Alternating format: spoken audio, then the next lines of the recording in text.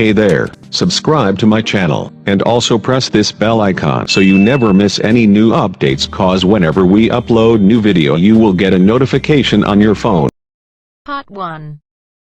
Jack is on his way to Margaret's house party. He is phoning her for directions. First, you'll have some time to look at questions 1 to 5.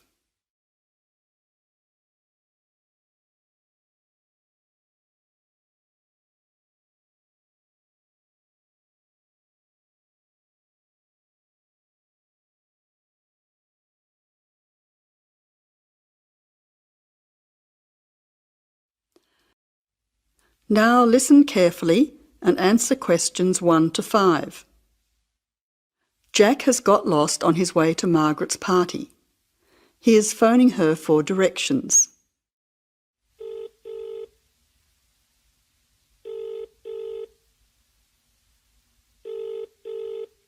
Hello, is that Margaret? Yes, who's speaking? Margaret, it's Jack. I think I'm lost. I can't see a signpost and... Jack, so where are you now? Well, I'm a bit confused about the directions, but I'm at a T-junction. What can you see around you? I can see a pub on the corner. Can you see the name of the pub? Wait a minute, let me see. It's hard to see in the dark. Yes, I can read it now. It's called the Lion's... Head. Oh, the Lion's Head. Okay, well then you're not too far away. Go straight ahead through the traffic lights to the next T-junction. Sorry, I didn't hear you. What did you say? I said just go through to the next T-junction. Okay. Now what? Well, there's a park in front of you and a large 2-story building on the corner. Yes, I can see them. Okay, so now turn left. Hang on, you're coming up the street, so you'll have to turn right. Okay, got it. What's the name of your street? It's Wesley Street, Wesley, number 70. We're the 5th house on the left. You should see a red letterbox and some bushes in front of the house. Okay, 5th house, number 70. I should be there soon. Am I late for the party? It sounds like things are happening there. No, it's only just started. That's good. I should be there in the next 10 minutes. See you soon. Jack hangs up and walks on. 7 minutes later, he calls Margaret again, as he still can't find the house. You now have some time to look at questions 6 to 10.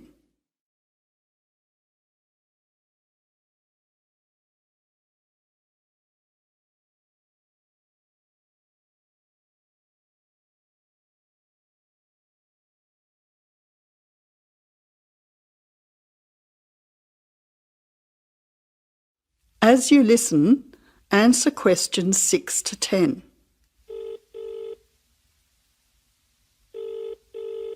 Who's speaking? Hi, Margaret. It's Jack again. Sorry to bother you. Listen, would you mind doing me a favour? Of course, what? Could you tell Mike I have got his camera? I've tried to send him a text message, but it's not going through. Oh, he's not here yet. Oh dear, he said he'd be there early. He might be lost too. Okay, I'll call him. What's his number? 0482 563379. Oh, so that's 0485. No, 0482 563379. Okay, I'll call him right away. But where are you now? Well, I'm in your street, but I still can't find your house. I can't see the numbers very clearly, or a red letterbox. It's pretty dark. I thought you said it was easy to find. Oh, okay, wait there. I'll come outside and get you. All right then, and don't worry about calling Mike. I'll try to call him now. Hang on, there's someone coming down the street. It looks like Mike. Oh, and I can see the letterbox now. It was hidden behind a bush. See you soon.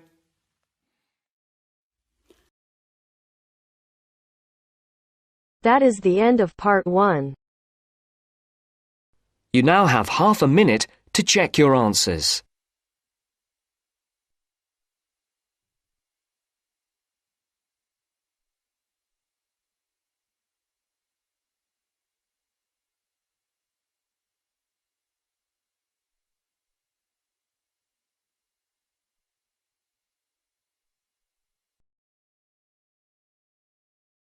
Now turns to part 2. Part 2. You are going to hear a talk given by Madeline.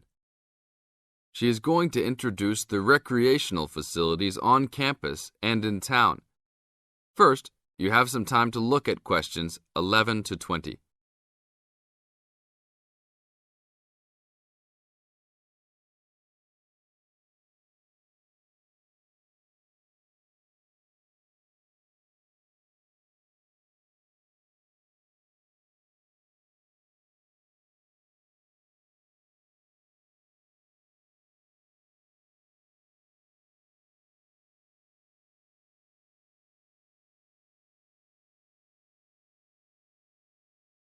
As you listen to the talk, answer questions 11 to 20. Well, good morning, everybody. My name's Madeline Stewart, and I'm here to tell you about the recreational facilities available on campus, and also to tell you something about what the town has to offer. You may already know that your Students' Union membership also includes membership of the Sports Union, which provides a range of sporting and recreational facilities on campus, much the same as those in most British universities. The Sports Union has football, tennis, and cricket teams in local competitions. And really, most sports are catered for in some way on campus, even if they're just social matches. In the building itself, there are fitness classes and a full gym, including weights. The Sports Union can also provide cheap tickets to some major sporting events. And to keep you up to date with everything available, there's a weekly newsletter distributed around the campus. You should check this to find out the names and phone numbers of the contact people for each sport or activity you're interested in. Yes, did you have a question? Yes, apart from what you've just said, does the Sports Union offer individual help in any of its activities, for example, in getting fit and healthy? Yes, we do. The Sports Union has a fitness assessment clinic every Friday, staffed by the resident sports trainer, who can provide advice on the best program for you and refer you to various charts. I'm sure you all realize that for any medical assessment or health problem, you should go to the University Medical Service.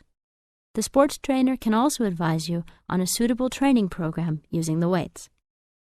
And now on to Ashbury.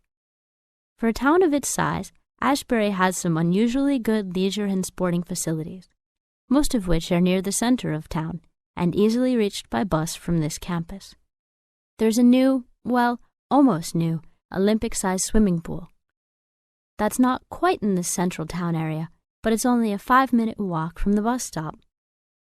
Above the pool, there's a high-tech fitness center that any of you more serious fitness lovers would need to check out. Then, in the center of town, there's a sporting complex called the Anderson Center, which contains squash courts and facilities for a number of other indoor sports, such as basketball. And just around the corner from the Anderson Center, in the main street there, is an indoor bowling alley. All of these facilities are listed in the weekly newsletter, so I encourage you all to look through it and... That is the end of part 2. You now have half a minute to check your answers.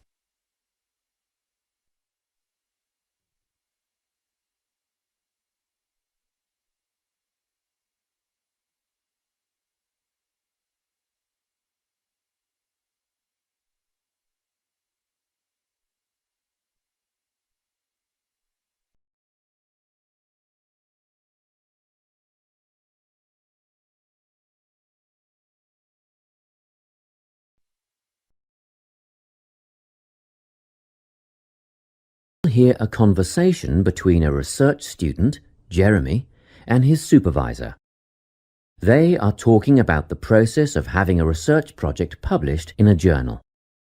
First, you have some time to look at questions 21 to 25.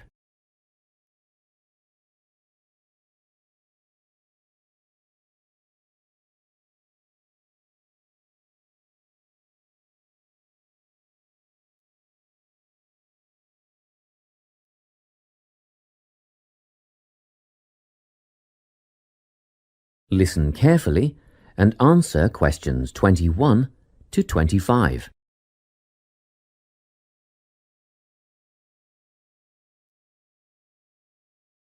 So, You're nearly ready to submit your article to an academic journal, are you? Yes, I think so. I just wanted to go over all the things I need to do before I submit it. And then I wanted to go over the submission process with you. Great. So, firstly, you need to write an abstract. Make sure it's short and concise. Of course. I forgot all about that. And what about key words? Yes, a lot of students overlook this part and just jot down whatever comes to mind.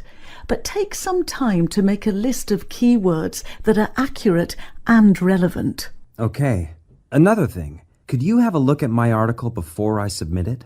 Absolutely. Actually, at least 2 senior staff members should always read through a final draft before submission. Do you mind if I give it to Professor Johnson to have a look at as well? Not at all. I'd be glad to have the feedback. Do you know which journal you want to submit to yet? Not yet. I have a short list of about 3 that I'm interested in. Make that decision soon, because you'll need to adjust your article so that it matches the style guide of the journal you are submitting to. I bet that can take a while. Yes, but after that you are just about ready to submit. One more thing, you'll have to sign the copyright form, just confirming that it's your own work, and then you're good to go. Before you hear the rest of the conversation, you have some time to look at questions 26 to 30.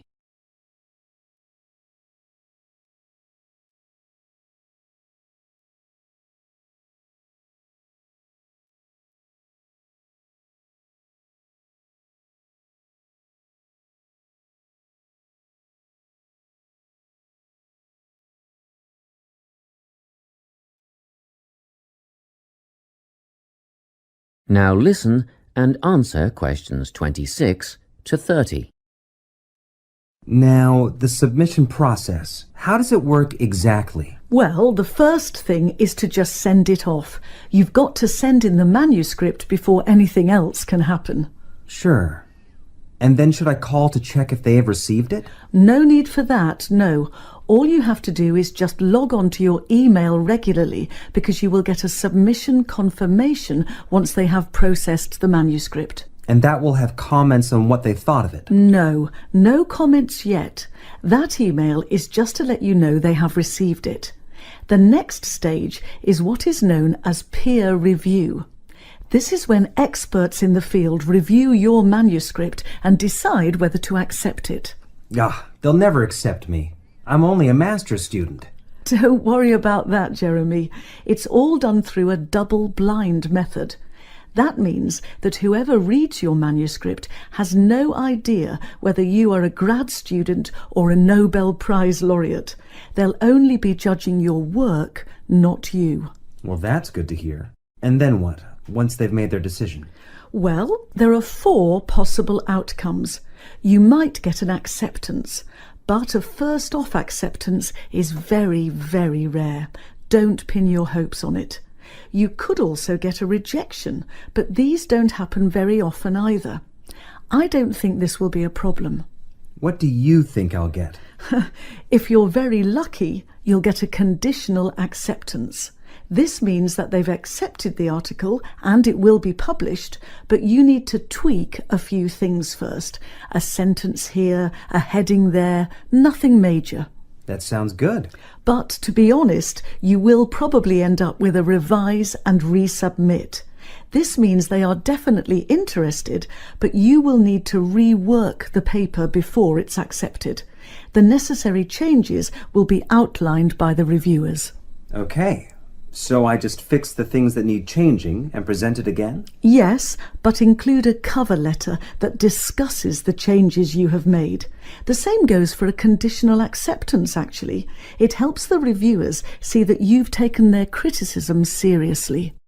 That is the end of part 3. You now have half a minute to check your answers.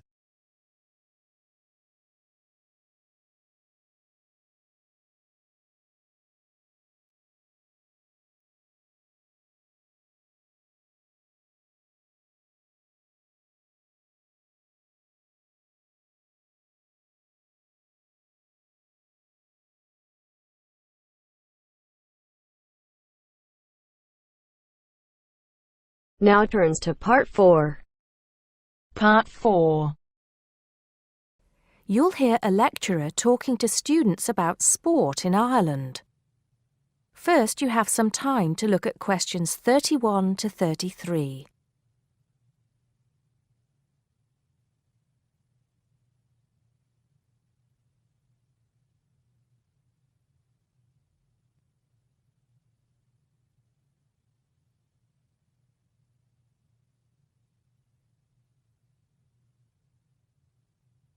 Now listen carefully and answer questions 31 to 33. Now, today we're going to be finding out about the most popular sports in the Emerald Isle. That's Ireland, of course. Can you guess what they are? Well, there are these two lesser-played games, a form of rounders and Gaelic handball. But we'll start with one which is perhaps over 3,000 years old, arriving in Ireland with the Celts, some claim.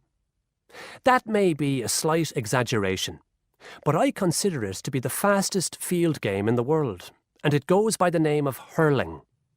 Well, that's what it's known as in the English-speaking world anyway.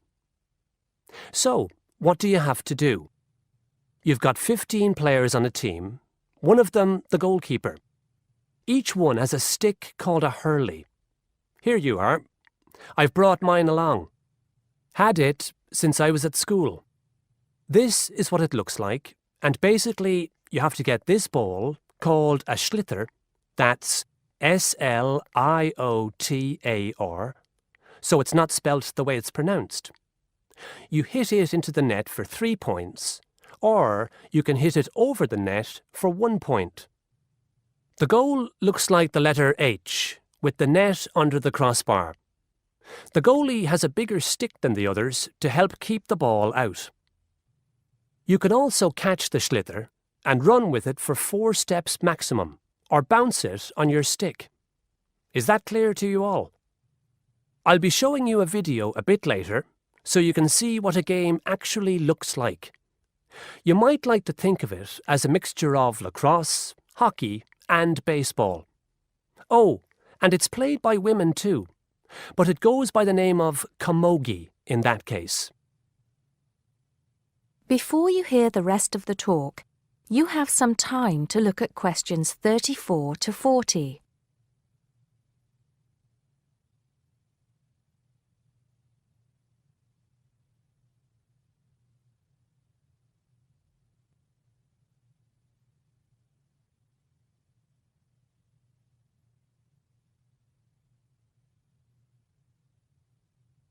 Now listen and answer questions 34 to 40. I'll give you a bit of the history, shall I now? Generally, the golden age of the game is considered to be the 18th century. But systematic rules were first agreed and drawn up at that great shrine of learning, Trinity College Dublin, in 1879, founding the Irish Hurling Union, closely followed just a few years later by the formation of the Gaelic Athletics Association. With greater organisation last century, the All-Ireland Hurling Championship got off to a flying start, and I'm proud to say that my own native city of Cork has won more than 20 titles over the years. But then, so have Kilkenny and Tipperary. Is it only played in Ireland? No. Well, it is the only country with a national team at the moment, but you may be surprised to discover there are hurling clubs in London, as well as in America and Argentina, to name just a few. The other game I'd like to take a little time to introduce you to is Gaelic football, which is played on the same pitch as hurling with the same number of players, but there's no net. You just have to get the ball over your opponent's goalposts. And you can do that by kicking or punching the ball. However, you're not supposed to do that to the players, I might add. Imagine it as a combination of soccer and basketball. But in my opinion, it's a more exciting spectacle than either of those. Excuse my bias, if you will. It's also very popular with women. In fact, there are more women's teams than for any other sport. Whether despite or because of the physical contact involved, I wouldn't like to say. They do play a shorter game, 60 minutes, rather than the men's 70. So, let's have a look. If we can have the lights down, I'll see if I can get this technology to work. That is the end of part 4. You now have half a minute to check your answers.